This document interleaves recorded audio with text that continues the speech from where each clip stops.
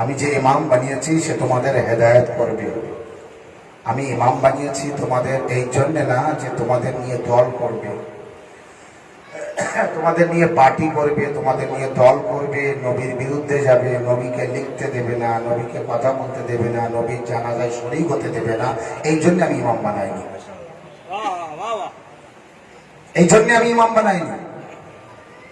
আমি ইমাম বানিয়েছি কি জন্য? হেদায়েত করার জন্য। কিন্তু আমি বলবো আল্লাহ, ইমাম যে বানিয়েছে হেদায়েতের জন্য, কিন্তু আমি তো দেখছি এক শ্রেণী মানুষ তারা হেদায়েত করতেই দিচ্ছে না।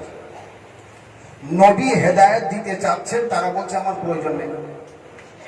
নবী বলছেন আমি কিছু কাগজ কলম দেব, আমি কিছু লিখে দিই, তার মানে হেদায়েত দেবেন, শিক্ষা দেবেন। এক ব্যক্তি বলছে না দেওয়ার দরকার নেই, তার সাথে অনেকজন সমর্থন করলো না আমাদের কিছু লিখে দেওয়ার দরকার নেই। এই ব্যক্তিটা কে? আল্লাহ বলছে কোরআন মাজিদের দ্বিতীয় জায়গায়, ওয়াজআলনাহুম আইম্মাতান ইয়াদউনা ইলান নার ওয়া ইয়াউমাল কিয়ামাত লা ইউনসারুন। আল্লাহ বলছে আরেক প্রকারের ইমাম আছে যে তোমাদেরকে জাহান্নামের দিকে ডাকে, আর কিয়ামতের দিন তারা তোমাদের সাহায্য করতে পারবে না। তাহলে ইমাম দুই প্রকারের। আমি এর আগে বলেছি মুসলমানের ভিতরে দুটো দল আছে, একটা আসল মুসলমান আর একটা নকল মুসলমান। নকল মুসলমান এসেছে বনি উমাইয়া থেকে, যারা ছিল অমুসলিম, কলেমা পড়ে মুসলমান হয়েছিল মুসলমানের ক্ষতি করার জন্য, মুসলমানের নষ্ট করার জন্য, মুসলমানের ধ্বংস করার জন্য। একটা মসজিদও করেছিল এরা, সেই মসজিদের নাম ছিল মসজিদে জারার। আল্লাহ নবী বলেছিলেন ওই মসজিদটা ভেঙে দাও। মসজিদ ভাঙা যায়?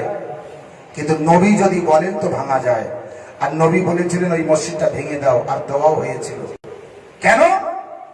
ওই মসজিদের ভিতরে বসে মানে কলেমা পড়েছে, মসজিদও করেছে, আর মসজিদটা করেছে পার্টি অফিস। কি করেছে? সেই জায়গায় বসে চক্রান্ত করা হতো কিভাবে ইসলামকে ক্ষতি করা যায়। আল্লাহ নবী বললেন ওই ঘরটা ভেঙে ফেলো। আচ্ছা, ওরা নাম দিয়েছে মসজিদ, এবং ওরা নিজেদের ভিতর থেকে দল তৈরি করে, মানে পার্লামেন্ট মেম্বার, এটা ওটা সব সংসদ সব বানিয়ে নিয়েছে।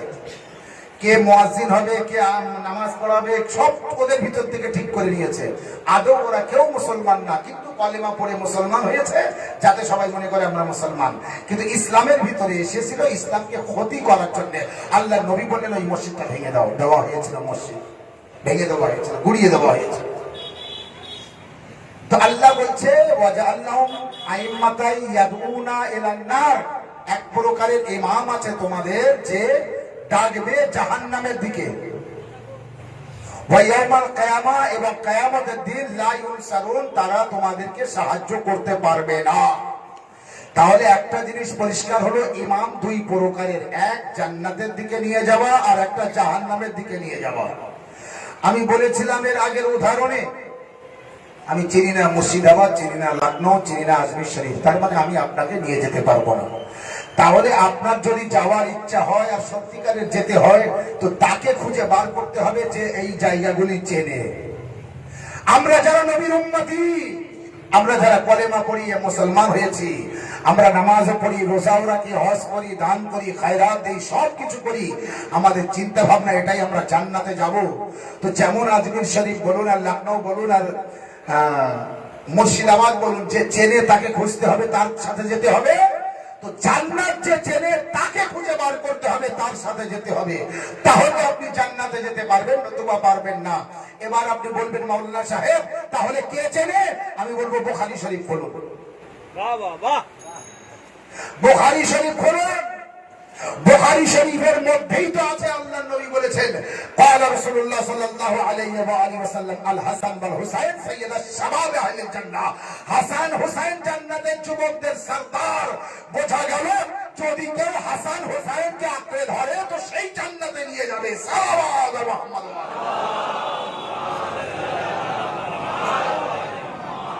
আর যদি কেউ হাসান হুসাইনকে না চেনে, যদি কেউ হাসান হুসাইনকে ভালো না বাসে, তাহলে সে জান্নাতে যেতে পারবে না, জান্নাত পর্যন্ত যেতেই পারবে না।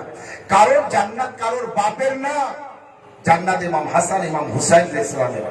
আপনি বলবেন মানুষের রাসূলুল্লাহ থেকে বড় হয়ে গেছে হাসান হুসাইন। আল্লাহু আকবার।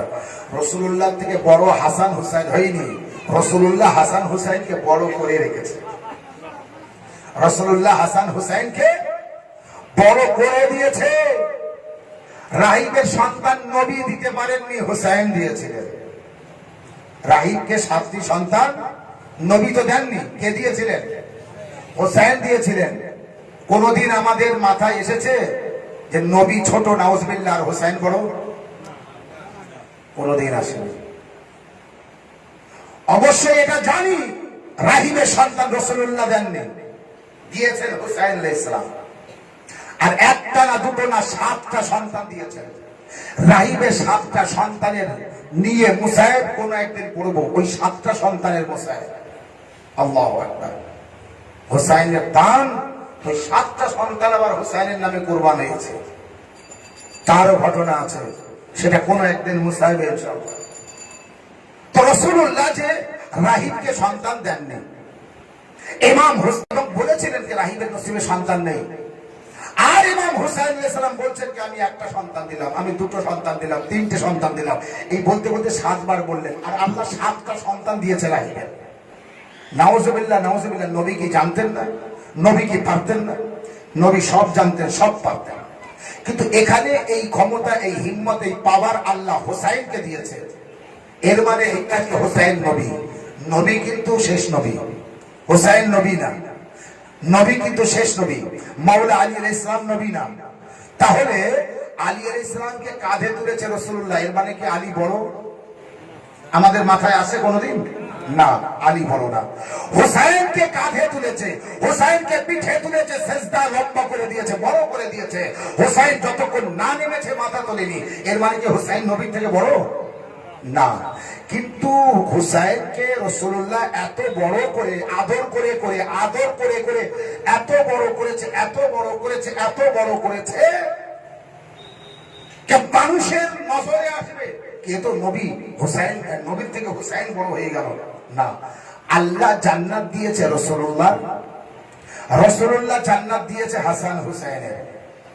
কারণ স্বাভাবিক, আপনি একটা ব্যক্তি কোথাও গিয়েছেন, আপনাকে কেউ একটা আপেল দিয়েছে খেতে, আপনি নিয়ে আসলেন বাড়িতে, আপনার নাতি আছে তাকে দিয়ে দিলেন। তার মানে কি নাতি আপনার থেকে বড়? না। আপনার পছন্দের জিনিস আপনার ভালোবাসার লোকদের দিলে ভালো লাগে। রাসূলুল্লাহর পছন্দের জিনিস জান্নাত, নবী নিজের আপনজনকে দিলেন। হাসান হোসেন জান্নাত আমার কাছে রাখলে আমার অতটা শান্তি পাবো না, ভালো লাগবে না। হাসান হুসাইন জান্নাতের বাদশা তোমাদের বানিয়ে দিলে আমার খুব শান্তি পাবো, আমার খুব ভালো লাগবে। তো রাসূলুল্লাহ জান্নাতকে হাসান হুসাইনকে দিয়ে দিলেন। আর মেয়েদের দিকটায় ফাতেমা জাহরাকে দিলেন। আর কাকে কোথায়? আপনি অনেক সময় একটা প্রোগ্রাম করছেন, আপনি চাচা মনে করুন, আপনি একটি অনুষ্ঠান করছেন, তো আপনার ছোট্ট ভাই, একটা ভাইয়ের ছোট্ট ছেলে আছে, ভাই এখন ইয়ার মনে করুন, তো আপনার ইচ্ছে হয় না কি আমি তার দায়িত্ব দিয়ে যাই, তুমি দেখাশোনা করো। তার মানে আপনি বড় না সেইটি বড়? বড় আপনি, কিন্তু ওর উপর দায়িত্ব দিয়ে আপনি চুপচাপ দেখতে ভালোবাসেন। কেউ একটু কাজ করুক, সকলকে করিয়ে দিক, লোকজনকে ঠিকঠাক দেখে নিক, প্যান্ডেল কোথায় হচ্ছে, মেম্বার কোথায় দেবে, কোনটা কিভাবে হবে, নজর কি হবে, একটু দেখাশোনা করুক। ভাই পর দায়িত্ব দিলেন, মনে করুন ছেলেকে দায়িত্ব দিলেন, এটা হয় না? আল্লাহর নবীর সব দিয়েছে আল্লাহ, কিন্তু সব কিছু নিজের আওলাদকে দিয়ে দিয়েছে। ফাতেমা তোমাকে এই দায়িত্ব দিলাম, হাসান হোসেন তোমাকে এই দায়িত্ব দিলাম। হযরত আলীকে বলছে কি কাকে ওদিকে দিতে হবে, কাকে এদিকে দিতে হবে, কাকে হাবিয়া দোজকে দিতে হবে আর কাকে জান্নাতে দিতে হবে। আলী এই দায়িত্বটা তোমাকে দিয়ে দিলাম। সাল্লাল্লাহু আলা মুহাম্মদ ওয়া আলি মুহাম্মদ। আলী এই দায়িত্বটা আমি তোমাকে দিয়ে দিলাম, তুমি দেখো কাকে কোথায় দেবে। এই হচ্ছে পার্থক্য আপনার আর আমার। নবী যাকে মাথায় তুলেছে আমরা তাকে নিচেই নামাই না। আল্লাহু আকবার, না বলতে পারিনি। নবী যাকে উপরে তুলেছে আমরা তাকে নিচেই নামাই না, আর নবী যাকে নিচেই নামিয়েছে আমরা তাকে উপরে তুলি না। সাল্লাল্লাহু আলা মুহাম্মদ ওয়া আলি মুহাম্মদ। لبيك يا حسين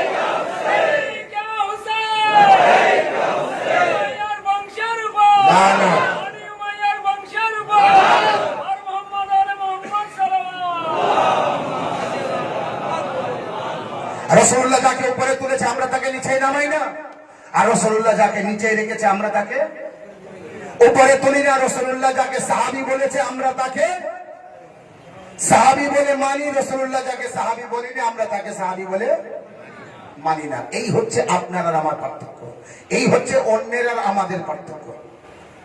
কার কার সাথে পার্থক্য এটা বলতে পারবো না, কিন্তু পার্থক্য হচ্ছে এটাই, যাকে যাকে রাসূলুল্লাহ সাহাবী বলেছেন আমরা তাদের সাহাবী মানি। আর আল্লাহর কসম করে বলছি, আল্লাহ আমাকে কোনোদিন ক্ষমা করবে না যদি মিথ্যা বলি, রাসূলুল্লাহ যাকে সাহাবী বলেছেন জীবন ভর তাকে সাহাবী বলে মানবো, সম্মান করব, অসম্মান জীবনেও করব না, আর করি না, আমাদের আমল বরবাদ হয়ে যাবে। তবে রাসূলুল্লাহ যাকে সাহাবী বলে মানিনি আমরা জীবনেও তাদের সাহাবী বলে মানতে পারবো না। জানেন রাসূলুল্লাহর শাহাদাতের কত বছর পর কারবালা হয়েছে? বলুন, 50 বছর পর। 11 হিজরি আর 61 হিজরি কত হলো? 61 থেকে 11 বাদ দেন, বাস। এই হিসাবটা যেন জীবনে বলবেন না। রাসূলুল্লাহ শাহাদাতের কত বছর পর কারবালা হয়েছে? 50 বছর। এখান থেকে 50 বছর পরে যদি জিজ্ঞাসা করা হয় একই উত্তর দেবেন। নবীর ইন্তেকালের কত বছর পর কারবালা হয়েছে? 50 বছর। বলুন তো, রাসূলুল্লাহ যে শাহাদাত বরণ করলেন এখান থেকে 50 বছরের ভিতরে রাসূলুল্লাহ জামানায় যারা ছিল এই 50 বছরের ভিতরে তারা সব মারা গিয়েছিল? ঠান্ডা মাথায় ভাববেন আর উত্তর দেবেন। তারা সব মারা গিয়েছিল? যায়নি। তাহলে লাখ লাখ লোক ছিল বেঁচে? হাজার না, লোক 1,30,000 মক্কায় ছিল। ওই 50 বছরের ভিতরে সেই লোক সব মারা গিয়েছে? যায়নি, নিশ্চয়ই মারা যায়নি। আর সব লোক যে হজে গিয়েছিল, হজে তো সব লোক যায় না, তার মানে বহু লাখ লাখ মানুষ ছিল যারা নবীর কলেমা পড়েছিল আর হুসাইনকে চিনেছিল যে নবীর নাতি। এই 50 বছরের ভিতরে তারা সব মারা যায় না। যখন সন 61 হিজরি 10ই মুহররম কারবালা হচ্ছে, একদিকে হুসাইন আর একদিকে ইয়াজিদ, তো সেই লক্ষ লক্ষ নবীর সাহাবীরা বেঁচে ছিল না মারা গিয়েছিল? বেঁচে ছিল তো কোথায় ছিল? হুসাইনকে 3 দিনের ভুখ পিপাসায় কেন মারা হলো? আর হুসাইনের সাথে ছোট ছোট বাচ্চাদের ধরে 72 কেন হলো? তারা কোথায় ছিল?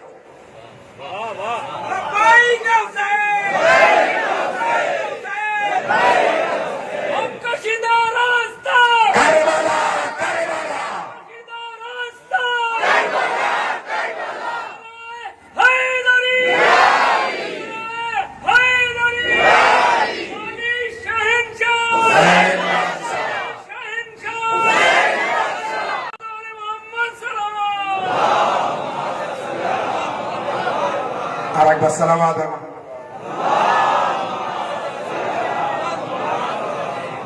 যদি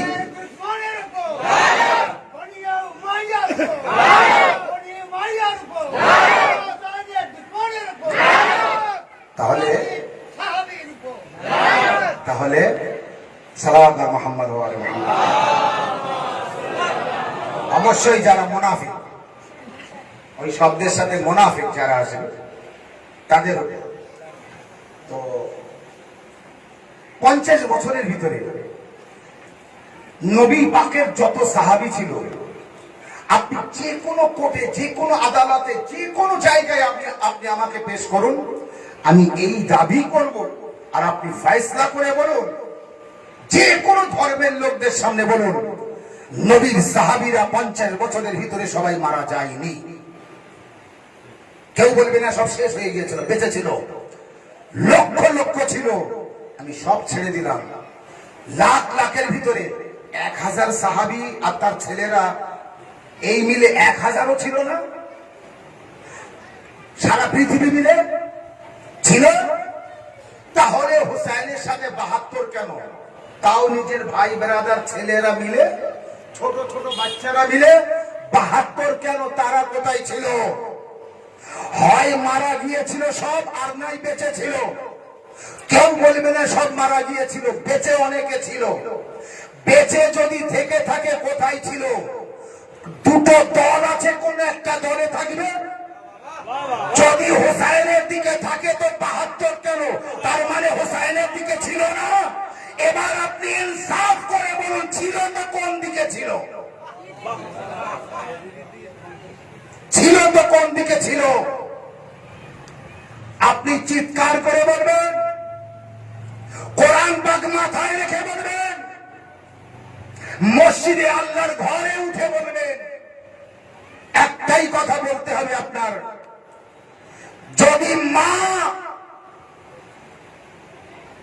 হালাল হয়, পাপ সত্যিকারের পাপ হয়, তাহলে বলতে হবে যদি বেঁচে থেকে থাকে তাহলে হয় হুসাইনের দিকে আসতে হবে আর না ইয়াজিদের দিকে। ইসলামের ইতিহাস বলছে হুসাইনের দিকে 72, তাও ছোট আলী আসগারকেও ধরে। যদি 72 হয় তার মানে হুসাইনের দিকে ছিল না, তাহলে ছিল ইয়াজিদের দিকে। ইয়াজিদের দিকে যারা ছিল তারা হুসাইনকে মারার জন্য ছিল না ভালোবাসার জন্য? হুসাইনকে মারার জন্য। এবার বলুন, 3 দিনের ভুক ও পিপাসায় হুসাইনকে কারা রেখেছিল? ইমাম হুসাইনকে মেরেছিল কারা মেরেছিল? ইমাম হুসাইনের শিশু আলী আসগারের গলায় তীর কারা মেরেছিল? ইমাম হুসাইনের যুবক আলী আকবরের বুকে বর্ষা কারা মেরেছিল? আব্বাস আলমদারের 2 বাজু কারা কেটেছিল? কারবালায় 72 জনকে শহীদ কারা করেছিল? বোঝা গেল আমাদের থেকে আর অন্যদের থেকে পার্থক্য। যারা সন 61 হিজরিতে যে সমস্ত ব্যক্তিরা নবীকে দেখেছে, চিনেছে, বুঝেছে, ভালোবেসেছে এবং সন 61 হিজরি 50 বছর পর্যন্ত এর ভিতরে জীবিত ছিল আর হুসাইনের সাথে থাকিনি, আমরা তাদের মানি না। বোঝা গিয়েছে? আমরা তাদের মানি না। তাহলে আপনি বলবেন কি করেন তাদের সম্পর্কে? আমরা বললাম যদি হুসাইনের দিকে থাকতো তাহলে হুসাইনি হতো, যেহেতু হুসাইনের সাথে ছিল না তাই তারা ইয়েজিদি হয়েছে। আজ আমরা তাদের ওই ইয়েজিদিদের খাতায় নাম লিখিয়ে বলে দিই ইয়েজিদিয়া, ইয়েজিদিয়া, ইয়েজিদিয়া। যারা যারা হুসাইনের সাথে থাকেনি তারা সব ইয়েজিদিয়া। সালাওয়াত মুহাম্মদ। জানেন, একটা সাহাবীর ছেলে নাম জলজল করছে, হযরত আলী আকবরের বুকে যে তীর মেরেছিল। বহুত হাদিস আছে, বহুত হাদিস আছে, নামও আমার জানা আছে, কিতাবের নামও জানা আছে, কিন্তু আমি বলতে পারছি না। ইশারায় আপনাকে বলছি, যার সম্পর্কে হাদিস পড়া হয় তার ছেলে আলী আকবরের বুকে তীর মেরেছিল। আপনি বলুন কি বলবেন? আপনি কিভাবে ক্ষমা করবেন? আচ্ছা, বাপকে নিয়ে আমরা নাচানাচি করছি আর বাপের ছেলে কারবালায় আলী আকবরের বুকে তীর মেরেছে, কিভাবে মানব? এমন ধরনের বহুত মানুষ যারা নবীকে দেখেছিল নিজের চোখে, তারা হুসাইনের বিরুদ্ধে গিয়েছে এবং যারা দেখেছিল তাদের ছেলেরাও হুসাইনের বিরুদ্ধে গিয়েছে। এক কথায় লক্ষ লক্ষ লক্ষ লক্ষ মানুষ একদিকে, ছোট্ট একটি কাফেলা হুসাইন ইবনে আলী 72 আর একদিকে। আপনি ফয়সলা করুন, আপনি থাকবেন কোন দিকে? ছোট্ট কাফেলার দিকে না বেশি দলের দিকে? যেদিকে বেশি সেই দিকে যদি থাকে তাহলে আপনাকে আমি বলি, রাসূলুল্লাহ যখন দাওয়াতে জুলাসেরা দেয়, দাওয়াতে জুলাসেরা করেন, ওই সময় নবীর সাথে বেশি ছিল না কম আর নবীর বিপক্ষে বেশি ছিল না কম? আপনি কোন দলে থাকবেন? নবীর সাথে কম লোক, নবীর বিরুদ্ধে বেশি লোক। দাওয়াতে জুলাসেরা বেশির সাথে থাকলে যদি সঠিক হয় তো তা আপনাকে বলে দিচ্ছি ওই সঠিকের সাথে থাকবে, ওই সঠিকের সাথে থাকবে। যেখানে যেখানে যুদ্ধ হচ্ছে নবীর সাথে লোক কম, নবীর বিরোধী দল আছে সেই দলে লোক বেশি। আপনি কোন দলে যাবেন? মুবাহিলার ময়দানে নবী 5 জন, আর বিরোধী দল হাজার হাজার, আপনি কাদের সাথে থাকবেন? সালাওয়াতুল মুহাম্মদ ওয়া আলি মুহাম্মদ।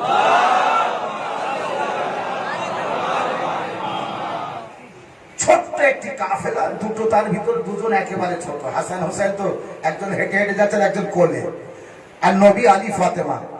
তার মানে এই পাঁচজনের ছোট্ট একটি দল, আর ওদিকে হাজার হাজার নাজরানরা। আপনি কোন দিকে থাকবেন, বেশির দিকে না কমের দিকে? যদি বলেন বেশির দিকে, তাহলে নাজরানদের সাথী হতে হবে। আর যদি বলেন কমের সাথে, তাহলে আপনার এই পঞ্চতন পাক আলাইহিস সালামের সাথে হতে হবে। আর কারবালায় একদিকে ৭২ আর একদিকে লাখো। আপনি বলুন কোন দিকে থাকবেন, ৭২-এর সাথে না লাখের সাথে? নবীর সাহাবী, ভক্ত, মুহাজির, আনসার, আবারও বলছি কিন্তু জোর করার কথা না, তারা সব মারা যায়নি। লাখ লাখ নবীর সাহাবী এবং ভক্ত মান্যওয়ালা, চোখে দেখেছে, নাম শুনেছে, তারা সব বেঁচে ছিল। শাম, কুফা, বাসরা সামান্য দেশ, ছোট দেশ না। শুধু ইরাক না, ইরাক, ইরান, শাম, মানে দামেস্কর যেটা বলা হয়, সিরিয়া এখন যেটা আমরা বলি দামাস্কাস নাম ছিল আগে, এখন সুরিয়া বলা হয়, বাংলায় আমরা সিরিয়া বলি।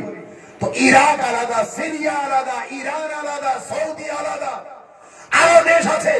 এতটা সমস্ত দেশের মধ্যে শুধু কি ৭২ জন ছিল?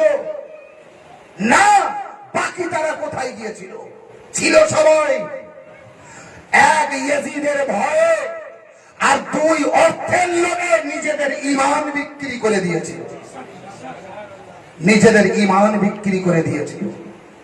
ইমাম হুসাইন আলাইহিস সালাম হক, ইমাম হুসাইন আলাইহিস সালাম সত্য জানার পরও তারা হুসাইন ইবনে আলীর সাথ দিতে পারেনি।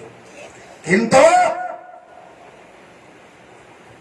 দূর দূর থেকে হুসাইনের মাননেওয়ালা হাবিব ইবনে মাজাহির ঘর ছেড়ে চলে এসেছে ইমাম হুসাইন আলাইহিস সালামের পাশে। মুসলিম বিন আসজা ১৭ দিন বয়স ছিল, ওয়াহিদ যে বিয়ে করে যাচ্ছিল, মা, নতুন স্ত্রী আর ছেলে যে বিয়ে করে যাচ্ছে, ১৭ দিন বয়স, বিয়ে করে এসছে সোজা কারবালায়। এখনো বাড়িতে যেতে পারেনি এবং শহীদ হয়ে যায়। এই সব মিলে ৭২। বাকি যে হাজার হাজার ছিল, যারা হুসাইন ইবনে আলীকে জানতো, চিনতো, বুঝতো, তারা সব বিপক্ষে চলে গিয়েছে। পাশে ৫০ কিলোমিটার, ৮০ কিলোমিটার দূরে কুফা। কুফায় ইমাম হুসাইন আলাইহিস সালাম ছোটবেলায় থেকে গিয়েছে, মাওলা আলী আলাইহিস সালাম থেকে গিয়েছে, হাসান, হুসাইন, জাইনাব, কুলসুম, মাওলা আলী আলাইহিস সালাম থেকে গিয়েছেন কুফায়। তো সেই কুফার হাজার হাজার, লাখ লাখ মানুষ ইমাম হুসাইনকে চিনত না। সেই কুফাবাসীরা যায়নি কেন? না, কুফাবাসীরা যায়নি, ইবনে জিয়াদ যেতে দেয়নি। ওখানে কে ছিল? ইবনে জিয়াদকে দায়িত্ব দিয়ে পাঠিয়েছেন, যে ইবনে জিয়াদ জনাবে মুসলিমকে রয়েছে।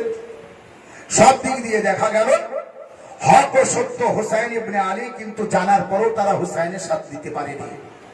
বাস আমি মোসাইবে যাব আখেরি কথা বলে। আজও হক ও সত্য জানার পরও যারা এই হক ও সত্যের দিকে যাবে না, হয় লোভ লালসায়, নাই মা বাপ যা করে গিয়েছে আমি তাই করব, সত্যি হোক মিথ্যে হোক যাহাই হবে, বাপ যে রাস্তায় গিয়েছে আমিও সেই রাস্তায় যাব, দাদা যে রাস্তায় গিয়েছে আমিও সেই রাস্তায় যাব, এইটা যদি বলেন তো আপনার কতটা অন্যায় হবে। করোনার সময় যখন মাস্ক পরছিলেন তখন বলা উচিত ছিল বাপ দাদা করিনি আমরাও করব না। এখন যখন মোবাইল ব্যবহার করেন বলা উচিত ছিল বাপ দাদারা করিনি আমরাও করব না। এখন যখন প্লেনে উঠছেন বলা উচিত ছিল বাপ দাদারা উঠিনি আমরাও উঠব না। পাসপোর্ট করছেন, আই কার্ড করছেন, আধার কার্ড, ভোটার কার্ড করছেন, বা ফটো তুলছেন, আগে তো ফটো তোলা হারাম ছিল, বলা উচিত ছিল এতদিন করিনি আজও করব না।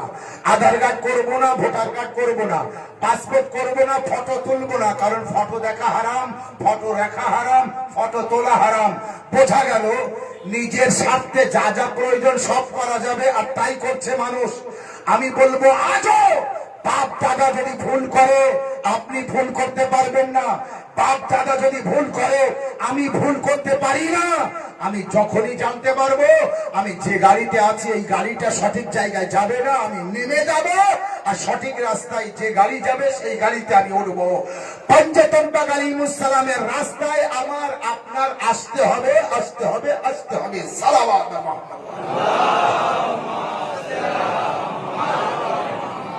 কারবালায় ইসলাম বাঁচিয়েছেন ইমাম হুসাইন আলাইহিস সালাম।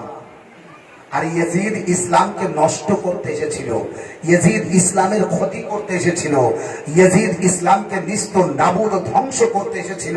আপনি জানেন ইমাম হুসাইন আলাইহিস সালামকে মারতে লাখো সৈন্য পাঠিয়েছিল ইয়াজিদ, ইবনে জিয়াদকে পাঠিয়েছিল মুসলিমকে মারার জন্য ইয়াজিদ। মুসলিমের দুই সন্তানকে ইবনে জিয়াদ মেরেছে ইয়াজিদের নির্দেশে।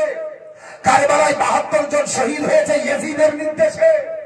এরপরে যদি ইয়াজিদ তওবা করে নেয় তো ইয়াজিদের আল্লাহ ক্ষমা করবে না। ইয়াজিদের যদি ক্ষমা করে তো আবু লাহাব আবু জেহেলেরও ক্ষমা করবে আর ইবলিসেরও ক্ষমা করবে। ইবলিসের ক্ষমা হবে না, তার মানে ইয়াজিদেরও ক্ষমা হবে না। আর যদি কেউ ইয়াজিদকে ক্ষমা করানোর জন্য ইয়াজিদকে পীর মুর্শিদ মানে তো সেই ইয়াজিদের সাথে থাক, হোসাইনের সাথে হতে হবে না। সালাওয়াত। আর আমরা দোয়া করব মাওলা হুসাইন আলাইহিস সালামকে ওই ইয়াজিদীকে যেন নিজের দলে না নেয়, ফারশে আযায় যেন তাকে বসতে না দেয়। ইয়াজিদ ইয়াদ মুর্দাবাদ, ইয়াজিদ ইয়াদ মুর্দাবাদ, হায়দারে হায়দারে ইমাম হুসাইন আলাইহিস সালাম ইসলামকে বাঁচাতে, নানার দ্বীনকে বাঁচাতে, নানা শরিয়াতকে বাঁচাতে তিনি যে কারবালার প্রান্তরে পৌঁছেছিলেন মুহররমের 2 তারিখে, वो ইমাম হুসাইন আলাইহিস সালাম কারবালায় পৌঁছে নিজের সব কিছু উজাড় করে দিয়েছেন। আপনি যখন কারবালার ইতিহাস পড়বেন চোখের পানি ধরে রাখতে পারবেন না। ইমাম হুসাইন এত আদরের নবীজির, এত আদরের লাল হুসাইন, মা ফাতেমা জাহরা এত আদরের লাল হুসাইন, সেই হুসাইনকে যে এইভাবে মারবে মানুষ ভাবা যায় না।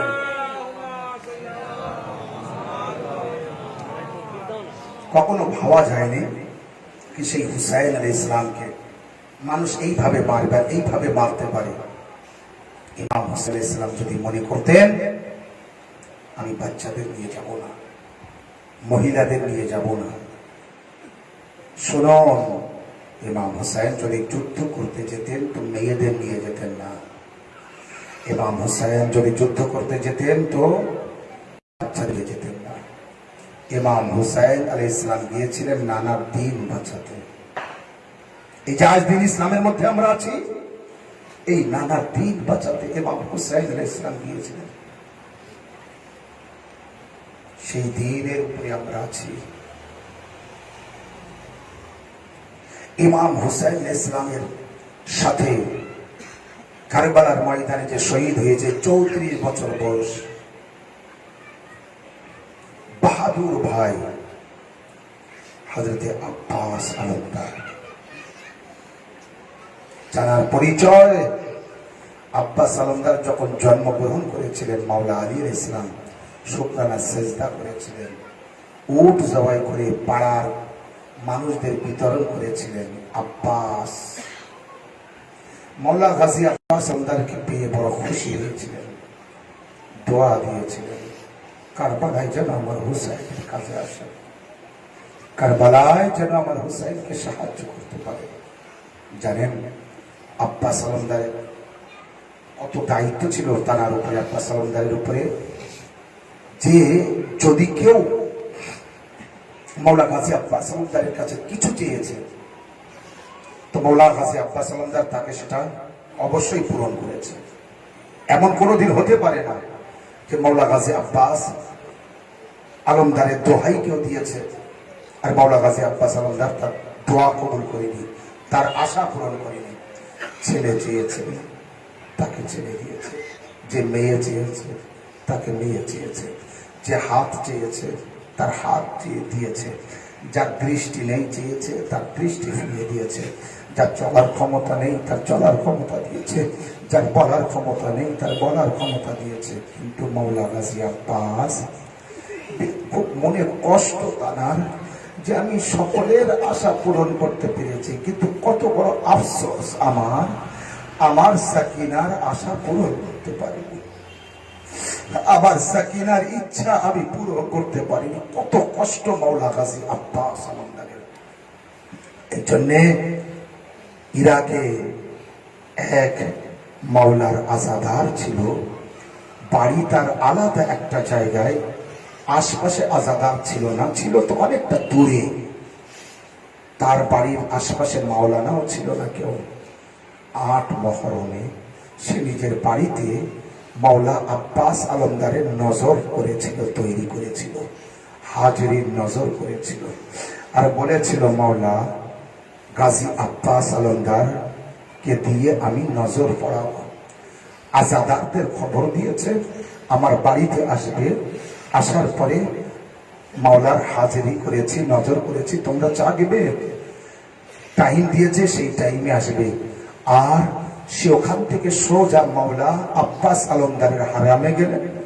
যাবার পরে মাওলার হারাম ধরে, রওজা ধরে কেঁদে কেঁদে বললেন, মাওলা আমি নিজের বাড়িতে আপনার নামে নজর করেছি, কিন্তু আমি কোনো মাওলানাকে ডাকিনি নজর পড়ার জন্য। মাওলা আপনার নজর আপনি যেয়ে পড়বেন, আপনার নামে তাবারুক করেছি, আপনি যেয়ে পড়ে দেবেন। আমি আপনাকে দাওয়াত করে যাচ্ছি মাওলা, আপনি যেয়ে আমার বাড়িতে নজরটা পড়ে দেবেন। ব্যাস আজাদার তারা এসে গিয়েছে। আজাদাররা যখন আজাদাররা এসে গিয়েছে, এবার দোয়া করতে হবে। মাওলানা সাহেব কোথায়? সবাই বলছে মাওলানা সাহেব কোথায়? এ ব্যক্তি বলতে পারছেন না আমি কাকে দাওয়াত দিয়েছি নজর পড়ার জন্য। একবার বলছে খুব তাড়াতাড়ি তিনি এসে যাবেন নজর পড়ার জন্য যাকে বলেছে। যখন আসছে না, এই ব্যক্তি মাওলার রওজায় আবার গেলেন। যাওয়ার পরে বললেন, মাওলা আপনি তাড়াতাড়ি আসুন, আজাদাররা চলে যাবে, অন্য বাড়িতে নজর চাকতে যাবে, আপনি তাড়াতাড়ি আমার বাড়িতে আসুন, নজরটা পড়ে দিন। বলে আসলেন। আসার পরে দেখলেন এখনো মাওলা আসেনি। এরা এখানে অস্বস্তি বোধ করছে যে তাড়াতাড়ি তাকে ডাকো, নজরটা পড়ে দিক, আমরা অন্য জায়গায় যাব। এই ব্যক্তি দেখছে এরা তো চলে গেলে আমার এই নজর চাকার কেউ থাকবে না। আবার সোজা মাওলার হারামে গেলেন। মাওলার রওজায় গিয়ে রওজা ধরে বললেন, মাওলা আমি এই আখেরি বার এসেছি, মাওলা আমি এখান থেকে যদি চলে যাই, আর যাওয়ার পরে দেখি আবার ওরা সব চলে গিয়েছে, আমার নজর চাকার কেউ হবে না, মাওলা আমি আখেরি বার আপনাকে বলে যাচ্ছি, আপনি আসুন আর আমার তো নজরটা পড়ে দিন। মাওলা এই বলতে বলতে সেই বাড়িওয়ালা ওখান থেকে বাড়িতে আসলো।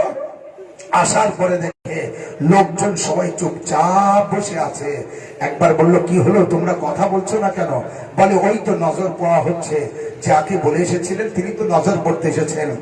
এবার বাড়িওয়ালা এসে দেখে চাদর দিয়ে ঢাকা আছে, পুরো মুখ শরীর ঢাকা আছে, কিন্তু নজর পড়ছে। একবার বাড়িওয়ালা এসে বলছে, কে আপনি নজর পড়তে এসেছেন? এইভাবে মাওলার নজর পড়তে হয়? আরে আমার মাওলা গাজী আব্বাসের নজর, তাও তার হাজিরির নজর। মাওলা গাজী আব্বাসের যখন নজর পড়তে হয় তখন দুটো হাত উঁচু করে মাওলার নজর পড়তে হয়। আব্বাস আলমদারের নজর পড়তে গেলে হাত উঁচু করে পড়তে হয়। এ কে আপনি নজর পড়ছেন? আপনি কেন হাত তুললেন না? তখন নজর যে পড়ছে তখন তিনি বললেন, আয় আমার আজাদার, বারবার আমার রওজায় যেয়ে বলছো মাওলা তাড়াতাড়ি এসে নজর পড়ুন, তাড়াতাড়ি এসে নজর পড়ুন, আর এদিকে হাত চাচ্ছ, হাতের দাবি করছো যে হাত উঁচু করে নজর পড়ো। তুমি জানো না আমার সাকিনার জন্য পানি আনতে গিয়েছিল, সেখানে আমার দুটো হাত কেটে নেওয়া হয়। আমার হাত নেই, আমি অন্য কেউ না, আমি তোর গাজী আব্বাস। আজাদারে গরিব মাওলার যখন আলম আসবে, মাওলার আলমে চুম্বন দিয়ে বলবেন, মাওলা যতক্ষণ আপনার হাত ছিল ততক্ষণ আলম পড়তে পারিনি, কিন্তু যেই মাওলা গাজী আব্বাসের হাত দুটো কেটে জমিনে পড়ে যায়, আব্বাস আলমদারের আলম তখন হাত থেকে পড়ে যায়। আমরা বলবো, মাওলা যতক্ষণ আমাদের হাত থাকবে আপনার আলম ছাড়বো না। হে গাজী আব্বাস, মাওলা গাজী আব্বাস আলমদার বলে, রাজার এদিকে আমার হাতের দাবি করছো, আবার এদিকে দোয়া পড়তে বলছো, কিন্তু জানো আমার হাত নেই। গাজী আব্বাস আলমদারের আলম এসেছে, আমরা আলম আলম ধরে বলবো, মাওলা যতদিন দুনিয়ায় থাকবো আপনার আলম ছাড়বো না।